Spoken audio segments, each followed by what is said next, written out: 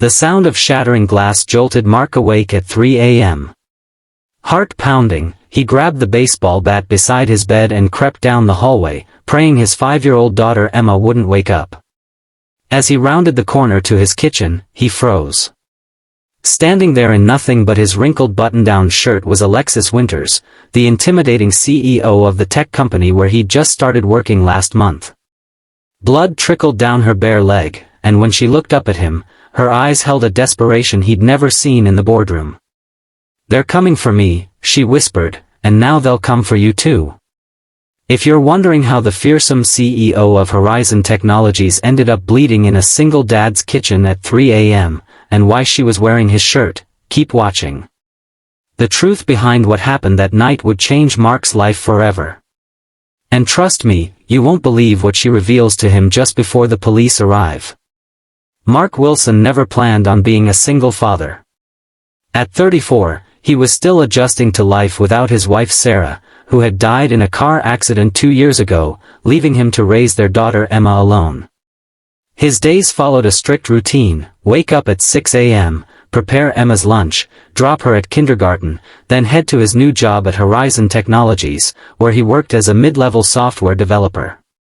The job paid well enough to cover their modest apartment and Emma's needs, but just barely. Alexis Winters couldn't have been more different. At 36, she was the youngest CEO in the company's history, known for her brilliant mind and ruthless business tactics. Employees called her the Ice Queen behind her back, always immaculately dressed in designer suits, never a hair out of place, and rumored to sleep only 4 hours a night. Mark had only interacted with her once, during his job interview, where she'd fired questions at him with machine gun precision before nodding curtly and leaving the room. Now she stood in his kitchen, vulnerable and afraid, completely unlike the woman who commanded boardrooms and made tech industry veterans tremble. "Ms. Winters?" Mark lowered the bat, confusion washing over him. "What are you doing in my house? Are you hurt?" She pressed a finger to her lips. "Keep your voice down. Is anyone else here?" "Just my daughter, she's asleep." Mark set the bat down, instinctively moving to examine her bleeding leg. "You need medical attention." "No hospitals," she said firmly. "No police. No one can know I'm here." Mark's mind raced. Was he harboring a criminal? Would he lose his job? What about Emma? But something in Alexis's eyes, real fear, made him nod. "Let me get the first aid kit." As he cleaned and bandaged her cut, she explained in hushed tones that she'd discovered something in the company's financial records, evidence of money laundering and connections to organized crime. "The board isn't just corrupt, Mark. They're dangerous. I was working late when 2 men broke into my office. I barely escaped through the fire exit." "But why come here?" Mark asked, securing the bandage. Alexis looked away. "Your address was in the employee files. I needed somewhere they wouldn't look. A nobody's place." The word stung, but Mark understood the logic. "How did you get in?" "Your kitchen window was unlocked." She gestured to her torn designer dress, now folded neatly on a chair. "I cut myself climbing through.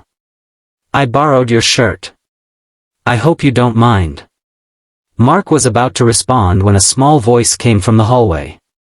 "Daddy?" Emma stood there in her unicorn pajamas, rubbing her eyes sleepily. Her gaze fixed on Alexis, curiosity blooming on her face. "Who's the pretty lady in your shirt?" And just like that, Mark's carefully constructed world began to unravel. How could he explain this situation to a 5-year-old? What would happen when morning came? And why did his heart skip a beat when Alexis smiled at his daughter, the first genuine smile he'd ever seen from her?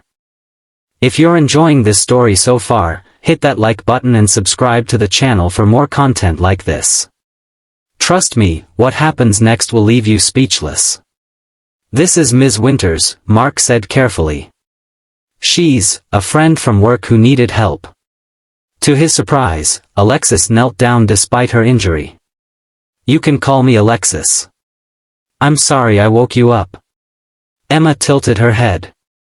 Are you having a sleepover? Mark opened his mouth to correct her, but Alexis answered first. Something like that. Is it okay if I stay tonight? Emma nodded solemnly. Daddy gets lonely sometimes. He talks to Mommy's picture when he thinks I'm sleeping. Mark felt heat rise to his face, but Alexis didn't react beyond a gentle smile. It's late, sweetheart, he said, guiding Emma back toward her bedroom. Let's get you back to sleep. After tucking Emma in, Mark returned to find Alexis examining family photos on his living room wall. She lingered on one of Mark, Sarah, and newborn Emma at the hospital.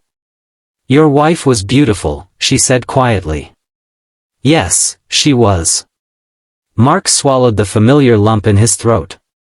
Car accident. Black ice. 2 years ago. Alexis nodded, not offering platitudes or pity, something Mark appreciated. Emma seems well adjusted. Kids are resilient. But she still asks when Mommy's coming home sometimes. Mark ran a hand through his disheveled hair. Look, you can take my bed. I'll sleep on the couch. I've put you at enough risk, Alexis said. I should go. And bleed all over someone else's kitchen? You're staying. Mark surprised himself with his firmness. We'll figure this out in the morning. For a moment, the formidable CEO looked like she might argue, but exhaustion won out. She nodded once and followed him to the bedroom. As Mark settled onto the couch with a spare blanket, his mind whirled with questions. What had Alexis discovered? Who was after her? And why did he feel so compelled to help her? Morning came too quickly. Mark woke to the smell of coffee and pancakes. Following the aroma to the kitchen, he found an impossible scene, Emma sitting at the table giggling while Alexis, still in his shirt but with her hair pulled back neatly, flipped pancakes with surprising skill. Daddy! Alexis makes pancakes shaped like animals. Emma exclaimed. Alexis turned, a faint blush coloring her cheeks. I hope you don't mind. Emma was hungry, and cooking helps me think. Mark couldn't reconcile this domestic vision with the corporate shark he knew. I didn't realize CEOs had time to perfect pancake art. My grandmother raised me, she said, sliding a bunny-shaped pancake onto Emma's plate. Cooking was our thing. Before Mark could respond, his phone rang. The caller ID showed his boss, David Chen, the company's CTO. Mark's stomach dropped as he answered. Wilson, where the hell is Winters? David's voice was tight with barely controlled anger. She missed the investor meeting this morning. Mark looked at Alexis, who shook her head slightly. I wouldn't know, sir. Is everything okay? No, everything is not okay. Security footage shows her leaving in a hurry last night, and she's not answering her phone. If you hear from her, tell her to call me immediately. After hanging up, Mark turned to Alexis. That was David Chen. They're looking for you. Alexis's expression hardened into the one he recognized from work. David is part of it. He's been helping the board hide the money trail. What exactly did you find? Mark asked, lowering his voice so Emma wouldn't hear. Evidence that Horizon has been laundering money for the Vasquez cartel for years. The new security software we're developing? It has a backdoor that would give them access to banking systems worldwide. Mark felt the blood drain from his face. That's the project I was hired to work on. Exactly. They needed someone talented but desperate enough not to ask questions. A single dad with medical bills from his wife's accident. The realization hit Mark like a physical blow. They hired me because they thought I'd be easy to manipulate. Alexis nodded grimly. I'm sorry, Mark. I didn't know until I saw your name on the project team last week. That's when I started digging. The weight of what she was saying sank in. Mark wasn't just harboring his boss, he was potentially implicated in a criminal conspiracy. And now his daughter was involved too. "We need to go to the authorities," he said. "With what proof?" "I downloaded files, but they'll claim I fabricated them." "We need more, the original server logs that can't be altered. Those would be in the secure server room.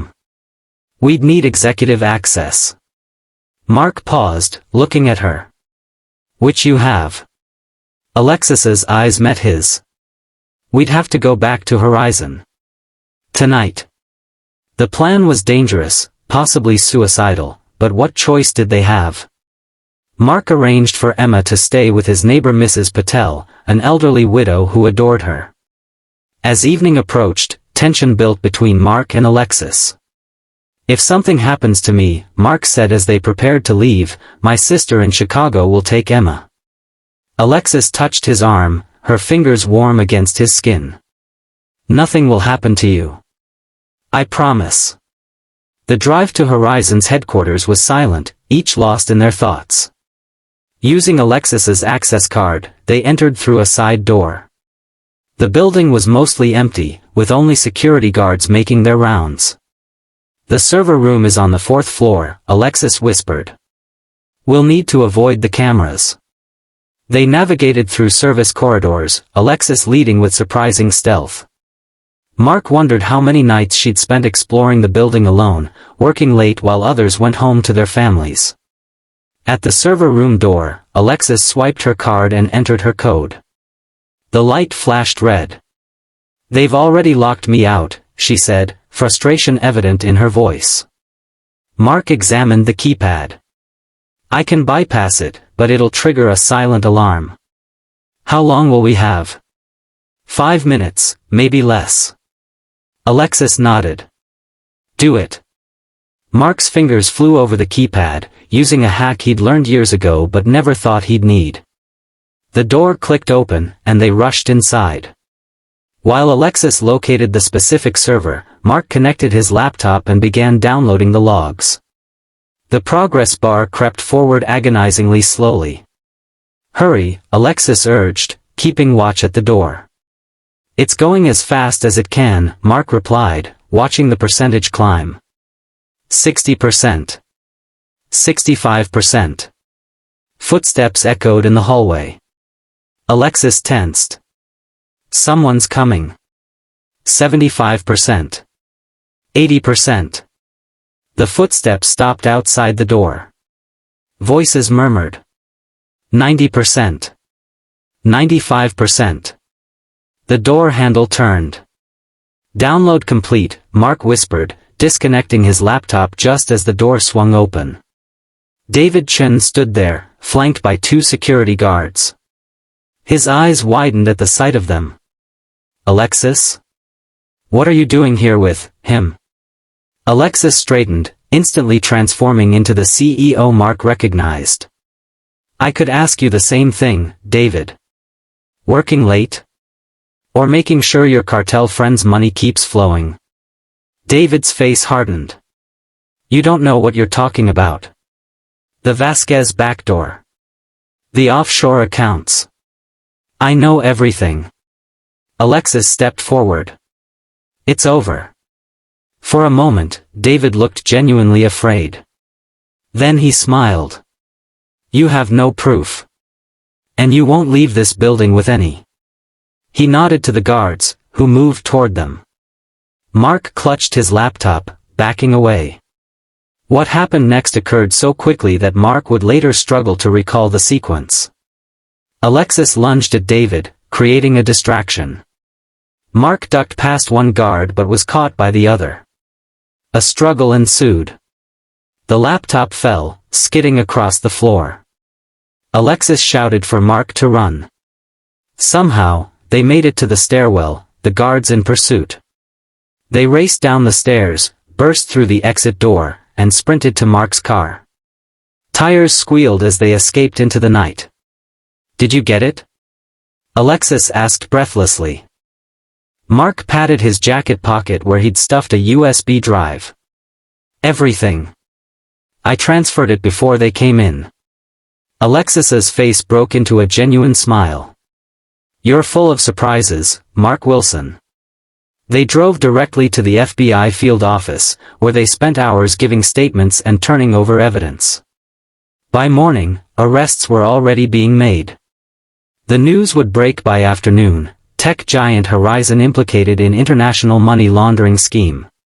If you're still with us, make sure to hit that like button and subscribe for more incredible stories like this one. And wait until you hear what happens when Mark and Alexis finally have a moment alone after the chaos. 3 days later, Mark sat on his couch, Emma asleep with her head in his lap. The TV murmured in the background, showing footage of Horizon executives being led away in handcuffs. The company's stock had plummeted, and thousands of jobs, including Mark's, hung in the balance. A soft knock at the door roused him. Carefully shifting Emma, he answered it to find Alexis standing there. Gone was the power suit, replaced by jeans and a simple blouse. Her hair fell loosely around her shoulders. "May I come in?" she asked. Mark stepped aside, gesturing her in. "I thought you'd be busy with the FBI and damage control." "I resigned as CEO this morning," she said, settling onto the couch beside the sleeping Emma. "The board asked me to stay and help rebuild, but I declined." "Why?" Mark asked, genuinely surprised. Alexis gently brushed a strand of hair from Emma's forehead. "Because some things are more important than corner offices and stock options." She reached into her bag and pulled out an envelope, handing it to Mark. Inside was a job offer: CTO of a small but respected software company specializing in cybersecurity. "They're looking for someone with integrity," Alexis explained. "I recommended you." Mark stared at the offer letter, noting the substantial salary increase. "I don't understand. Why would you do this?" Alexis met his gaze, vulnerability and strength mingling in her eyes. "Because that night I broke into your kitchen, bleeding and terrified, you didn't see the CEO or the Ice Queen. You just saw someone who needed help. Do you know how rare that is?" Mark thought about the woman who had made animal pancakes for his daughter, who had risked everything to expose corruption, who now sat on his worn couch looking more at peace than he'd ever seen her. "What will you do now?" he asked. "Start over. Build something meaningful." She hesitated. "I was hoping, maybe you and Emma might be part of that." The words hung between them, laden with possibility. Mark thought about the past 2 years of loneliness, of talking to Sarah's photograph in the dark. He thought about Emma asking if Alexis was having a sleepover, and how right it had felt to see her in his kitchen the next morning. "I'd like that," he said finally. "We'd both like that." Alexis's smile was like sunrise after the longest night. She leaned forward, her hand finding his. "There's something I never told you, what I thought when I first saw you standing there with that baseball bat, ready to protect your daughter at all costs." "What's that?" Mark asked, his heart racing. "I thought, this is a man worth fighting for." She squeezed his hand. "And I was right." As Emma stirred between them, Mark realized that sometimes life's greatest gifts arrive in unexpected ways, even through a broken kitchen window at 3 a.m. The road ahead wouldn't be easy, but for the first time since losing Sarah, he felt ready to move forward. Because sometimes, healing begins with a shattered window, a borrowed shirt, and the courage to let someone new into your broken heart.